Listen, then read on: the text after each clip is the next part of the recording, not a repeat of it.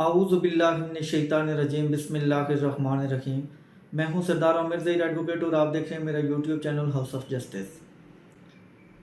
PT1 क्या होता है और क्या PT1 मलकियत का सबूत होता है कि नहीं, आज की वीडियो में PT1 के हवाले से इन दो सवालों के जवाब देने की कोशिश करूंगा। पहले भी मैंने कई वीडियोस PT1 के हवाले से बनाई हैं, लेकिन मुझे बार बार जो क्वेश्चन पूछे जाते हैं PT1 के हवाले से कि PT1 नंबर एक क्या चीज़ होती है और अगर हमारे पास PT1 है तो हम उसके मालिक हैं या नहीं उस प्रॉपर्टी के। तो इसलिए दोबारा से ये फिर एक वीडियो में बना रहा हूँ ताकि जिन लोगों ने पहले वाली वीडियोस नहीं देखी तो उनके लिए ये वीडियो मददगार हो या उनको कोई उससे हेल्प हो जाए। पहले बताता चलूं कि PT1 क्या होता है। PT1 एक फॉर्म होता है जो excise and taxation office maintain करता है किसी भी प्रॉपर्टी के बारे में जिस पर टैक्स लागू होता है, उसका एक PT1 फॉर्म बनाया जाता है।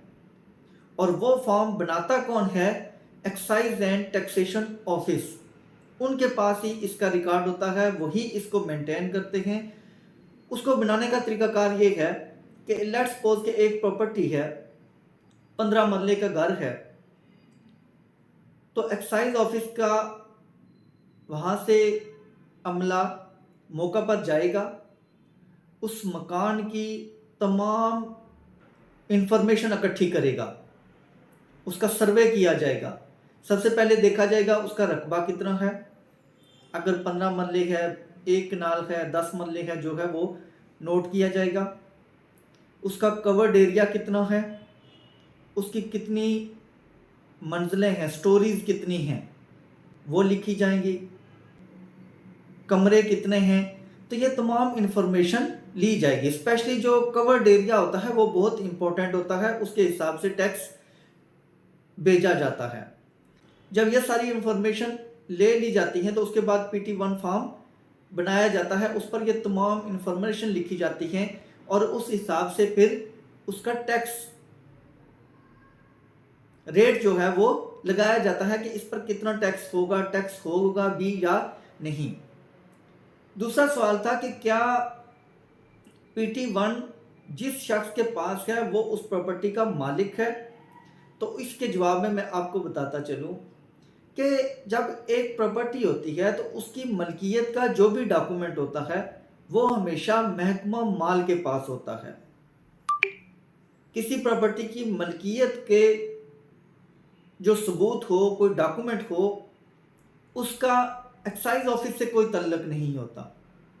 मलकियत का जो सबूत होता है वो महकमा माल के पास होता है। अगर रजिस्ट्री है, अगर गिफ्ट डीड है, सरेंडर डीड है, जनरल अटॉर्नी है, जो भी डॉक्यूमेंट होगा वो डेफिनेटली रजिस्टर्ड होगा, तो वो सब रजिस्ट्रार के ऑफिस में होता है। और इसका जो इंतकाल होता है, क्योंकि जब आप रजिस्ट्री करवाते हैं या गिफ्ट डीड बनवाते हैं या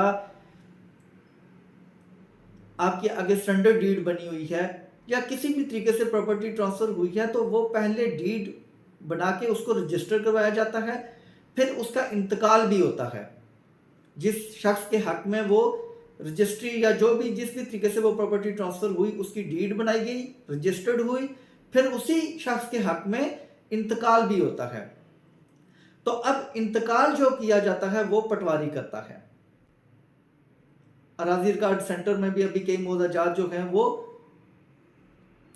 कंप्यूटराइज्ड हो गए हैं, तो लेकिन अभी भी बहुत सारे मोजाजात ऐसे हैं कि जिनका रिकॉर्ड कंप्यूटराइज्ड नहीं हुआ, तो उनका रिकॉर्ड अब भी पटवारी के पास है। और जिन मोजाजात का रिकॉर्ड कंप्यूटराइज्ड हो चुका है उनका रिकॉर्ड अराजी रिकॉर्ड सेंटर में मिलेगा।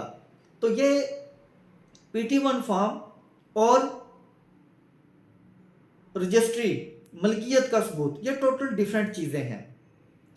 जिस शख्स के पास PT1 फॉर्म है, इसका कतन ये मतलब नहीं कि वो इस प्रॉपर्टी का मालिक है, वो इस प्रॉपर्टी का काबिज होगा कि वो वहां पर इस वक्त कब्जा उसके पास है, चाहे किसी भी सूरत में उसके पास कब्जा हो, लेकिन PT1 फॉर्म उससे मुराद होती है कि जिस शख्स का नाम इस PT1 फॉर्म में मौजूद है वो इस वक्त वहां पर काबिज है, उसको टैक्स भेजा जाता है। अब एक और बात मैं आपको बताता चलूं, चूंकि जब कोई चीज़ डिस्कस की जाती है तो उससे और भी क्वेश्चन निकलते हैं। तो पिछले दिनों एक भाई ने यह भी पूछा था कि मेरे पास जो प्रॉपर्टी है उसका PT1 फॉर्म वो किसी और के नाम पर है, तो क्या मैं इस जगह का काबिज तस्वर होऊंगा? तो ऐसा नहीं होगा, क्योंकि जिस शख्स के नाम पर वो PT1 फॉर्म है वही उस शख्स का काबिज तस्वर होगा। अगर आपके पास कब्जा है और आप के नाम पर PT1 फॉर्म नहीं है तो आप फौरन जाके एप्लीकेशन दें और एक्साइज ऑफिस को बताएं कि आके मौका पर सर्वे करें और देखें कि किसके पास कब्जा है, क्योंकि PT1 फॉर्म कब्जे का सबूत होता है। तो अगर वहां पर ही आपका नाम नहीं है तो फिर तो आप नाजायज काबिज हैं वहां पर, तो आप फौरन उसकी करेक्शन करवाएं, सर्वे करवाएं, अपना नाम वहां पर उसकी दुरुस्तगी करवा के PT1 फॉर्म में अपना नाम उसका इंदराज करवाएं। तो मैं फिर लास्ट बार बताता चलूँ कि PT1 फॉर्म का कतन मतलब नहीं होता कि आप इस जगह के मालिक हैं, सिर्फ आप इस जगह के काबिज तस्वर होंगे और आपको टैक्स भेजा जाएगा। PT1 फॉर्म मलकियत का सबूत नहीं है। मलकियत के लिए आपके पास कोई टाइटल डॉक्यूमेंट होना चाहिए। टाइटल डॉक्यूमेंट क्या होता है?